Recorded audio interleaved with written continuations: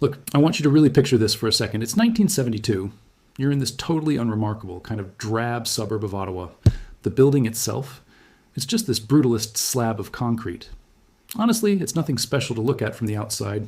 It just sort of blends into that endless, gray Canadian winter. But once you step through those heavy doors, the air is different. It's thick. You can actually smell the ozone. You can smell the sharp, metallic tang of burning solder. You see these scientists in white lab coats, and they're all huddling over this prototype that, well, let's be honest, it looks like a prop from a really budget 70s sci-fi movie. It's just a total mess of copper wires, glass fibers, and these primitive, chunky semiconductors. But here's the thing you have to understand.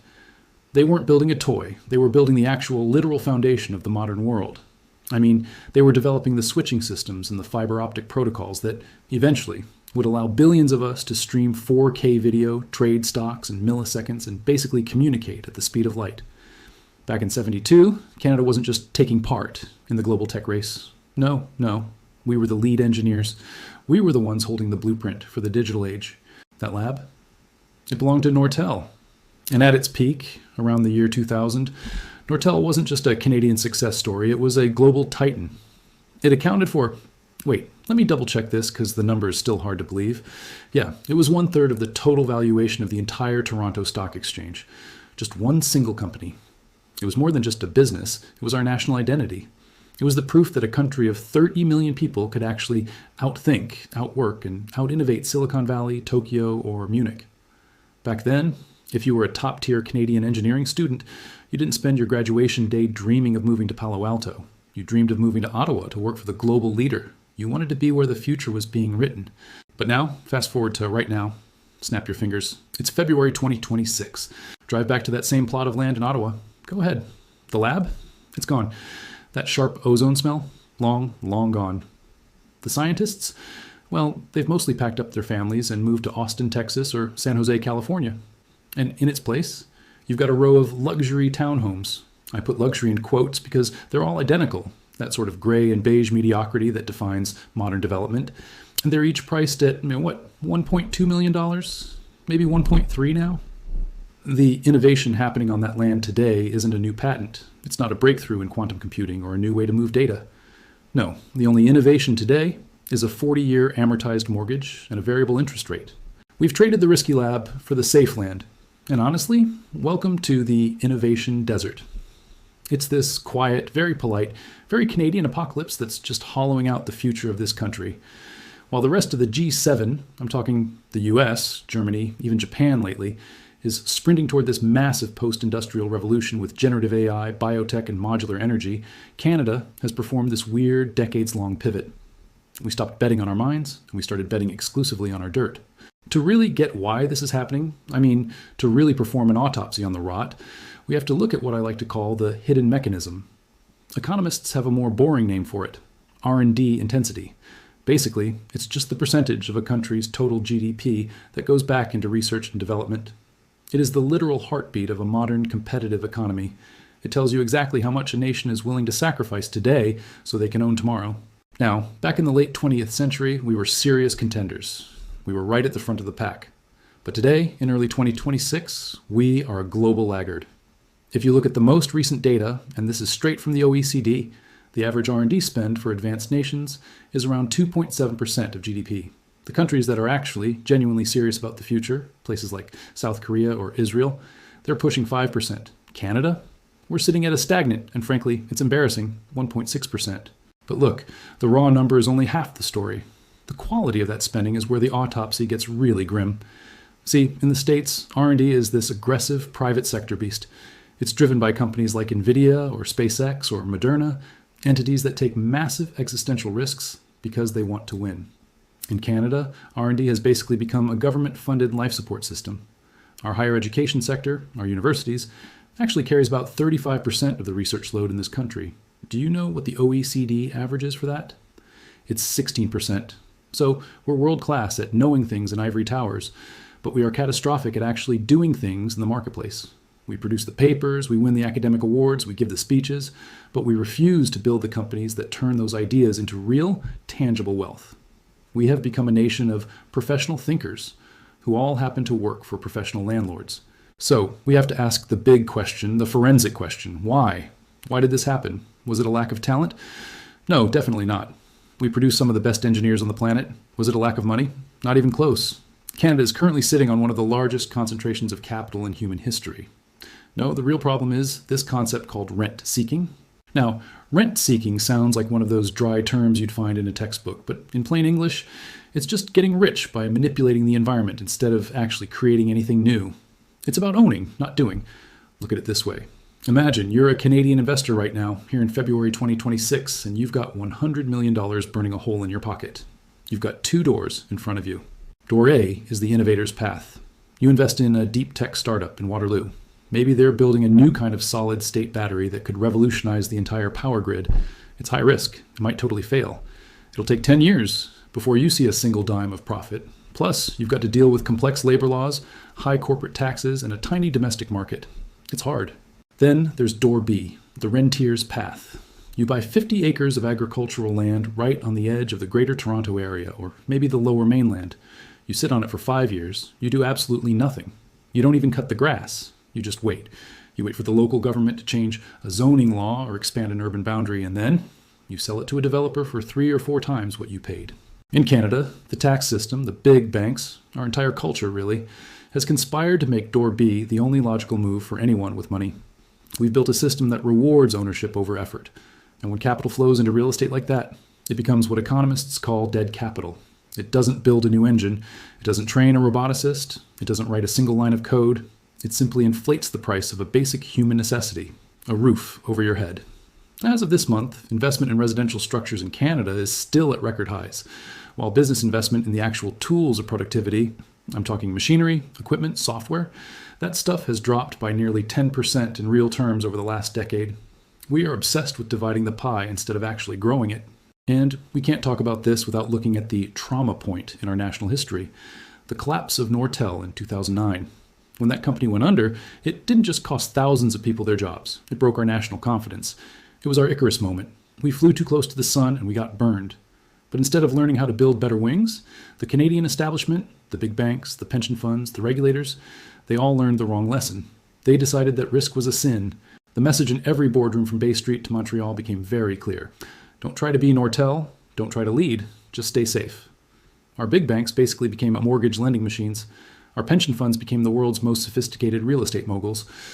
We stopped looking for the next big thing, and we started looking for the safest yield. We replaced the lab coat with the spreadsheet and the blueprint with the mortgage deed. So let's follow the money for a second, because this is where the autopsy gets really wild. To understand the desert, you have to look at the plumbing.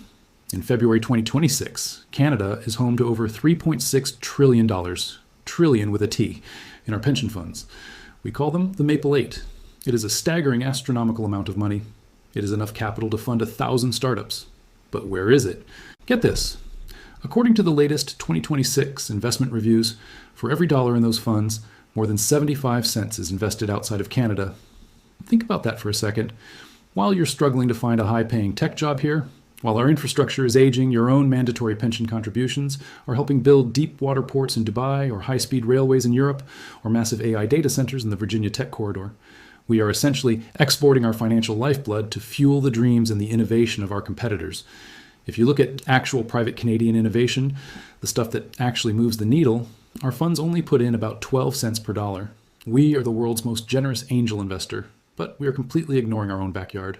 And look, when you ask the fund managers why they do this, they'll give you a very polite, very Canadian excuse. They say, oh, there aren't enough investable projects in Canada. But in the forensic light of 2026, we know that's only a half-truth. It's not that Canada lacks talent or ideas. It's that we have made it legally and bureaucratically toxic to build anything of scale here. Canada is currently one of the slowest countries in the entire OECD to get a construction permit or a regulatory approval for a major industrial project. You want to build a green hydrogen plant or a modular nuclear reactor in Canada? See you in 10 years? Maybe? You want to build that same thing in Texas or Norway or Australia? You're breaking ground in 18 months. Our money isn't leaving because it hates us. It's leaving because our regulatory ceiling has made domestic risk-taking a mathematical error. Our funds are moving to where the friction is lower. They are choosing growth over red tape. You can't really blame them for the math, but you can definitely blame the system that created that math. And we can't forget the 30% rule. This was this weird, invisible hand that held back Canadian investment for decades. It was a federal regulation that basically stopped pension funds from owning more than 30% of the voting shares of any single Canadian company. The logic was meant to be safety. They didn't want pensions to become corporate raiders. But the actual effect? It was the decapitation of domestic ambition. It meant a Canadian fund couldn't step in to lead a massive scale-up round for a company like Shopify or BlackBerry. They were legally forced to be passive spectators. Now, finally, in early 2026, the government is moving to scrap that rule, but the muscle memory is already set. We've spent 20 years training our largest investors to look everywhere except Canada. The innovation desert was literally written into the law. Even our banks are part of this mechanism. In 2026, our banking sector remains one of the most profitable and most protected in the world. We're proud of that stability, right? But there's a massive shadow cost. More than 60% of the loan books of our major banks are now tied directly to residential mortgages. Why would a bank manager in 2026 lend $5 million to a risky quantum computing startup in Waterloo, a company that might fail, sure, but might also become the next NVIDIA, when they can lend that same $5 million to 10 safe condo buyers in Oakville? The mortgage is backed by the government, the asset is land, and the returns are guaranteed by a housing shortage. The tech company? Well, they just have intangible assets. Basically just brains and code, and our banking system simply doesn't know how to value those. We haven't run out of money. We've just pointed all the fire hoses at the housing market and left the innovators to burn. And then there's the adoption gap. This is the one that really stings. Canada currently ranks second in the entire world for the number of top-tier AI researchers per capita. We are the foundry of the AI revolution, the pioneers of deep learning, the godfathers of AI. They mostly live and work in Toronto and Montreal. Our universities are producing the brain power that is currently driving the trillion-dollar valuations of American tech giants. Yet, when it comes to using that tech, only 12% of Canadian firms have actually integrated AI into their production or services as of early 2026. While American firms are using generative AI to rewrite their entire supply chains and 10x their coding speed, Canadian firms are still treating it like a wait-and-see experiment. The Chamber of Commerce described this as using dial-up while our competitors are on 5G. We aren't failing because we don't have the tech. We're failing because our managers, our boardrooms, and our owners are too afraid of the disruption that comes with actual progress. They would rather protect a 2% profit margin in a protected market than take a risk on a 20% gain in a competitive one. So here we are. It's February 2026. The global map is being violently redrawn. We aren't in the era of cheap everything anymore. We are living through this period of reglobalization, where trade is no longer just about the lowest price. It's about national security. It's about resilience. It's about having trusted partners. In this new, colder world, Canada can no longer afford the luxury of being an innovation desert. We can't just be a country that sells houses to each other and hopes for the best. The autopsy is complete. The causes are clear. But, and this is the part you need to hear, for the first time in a generation, the paper walls are finally starting to crack. On February 4th, 2026, the Competition Bureau of Canada dropped a total bombshell of a report. They finally put a cold mathematical price tag on our inefficiency. They found that Canada's regulatory environment is now among the least competition-friendly in the entire developed world, but they also found a solution. The verdict was this: if Canada simply removed the outdated restrictive barriers in just 4 key sectors, energy, transportation, retail, and professional services, our economy would grow by an incredible 10% over the long term. Think about the weight of that 10%. That isn't just a rounding error on a spreadsheet. That represents nearly $300 billion in new wealth that is currently being strangled by rules that exist only to protect local monopolies and entrenched incumbents. We don't need a miracle to fix this country. We don't need to invent a new physics. We just need competition. We need to stop protecting the zombies and start rewarding the disruptors. And then there's the internal trade ghost. On January 27th, the IMF issued this forensic analysis of what they called our patchwork economy. They estimated that the barriers between our own provinces, things like different trucking regulations or licensing rules, are the equivalent of a 9% national tariff. We signed free trade deals with Europe and Asia, but we're still taxing ourselves to trade with our neighbors. The IMF's model shows that fully eliminating these internal barriers would raise our GDP by 7%. That is a $210 billion productivity dividend. And if you're wondering what that means for you, according to the 2026 math, that would translate to a permanent $500 increase in the annual income of every single Canadian household. Every single year. We are sitting on a $210 billion gift that we refuse to unwrap because we are too busy protecting provincial fiefdoms and licensing boards. The innovation desert isn't a force of nature, it's a choice. And in 2026, that choice is becoming too expensive for anyone to ignore. To jumpstart the heart of the country, the new federal budget has introduced something called the productivity super-deduction. For decades, the zombie economy survived because businesses were too scared to buy new tools. The tax write-offs were too slow, and the safe land was just too profitable. The super-deduction changes the game. It allows businesses to claim a 100% first-year write-off for any machinery or AI software that actually makes them more productive. It's a direct attack on dead capital. It tells the Canadian CEO, stop sitting on your cash, stop buying real estate, rearm your workers, or get crushed by the global competitors who already have. By now, in early February 2026, we're finally seeing the first signs of a recovery in business investment. We are finally moving, slowly but surely, from the lab back to the factory floor. So we stand at this great choice. One path is the status quo. It's the Canada we've known for the last 20 years, a Canada where your net worth is tied to the price of your bungalow, not the value of your ideas. A Canada of 13 high-walled fiefdoms, where safe land is the only thing that matters. A nation that exports its best and brightest and imports its technology. In that Canada, the innovation desert is permanent. We just keep sliding down the rankings until we're an economic footnote. A quiet, polite, and increasingly poor neighbor to a world that moved on without us. But the other path? That's the unified engine. That's a Canada that finally bets on its own mines instead of its dirt. It's a nation where that $3.6 trillion in pension capital stays home to anchor our own tech giants. It's a nation that tears down the $210 billion ghost wall between its provinces. It's a nation that uses the super-deduction to equip every single worker with the best tools on the planet. The math of 2026 is undeniable. The 10% growth dividend is right there on the table. The $500 household bonus is right there on the table. The 7% GDP boost from a unified market is right there on the table. Look, you're not crazy for feeling like the math of this country is broken right now. You're not unpatriotic for noticing that your standard of living is stalling while others are sprinting ahead. You're simply living in a nation that has been playing not to lose for 40 years.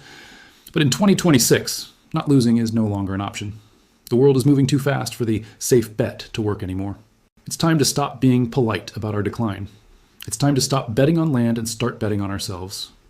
The innovation desert is only a desert because we've been watching the water leak out of this country for 4 decades. It's time to turn the pumps back on. The verdict is yours.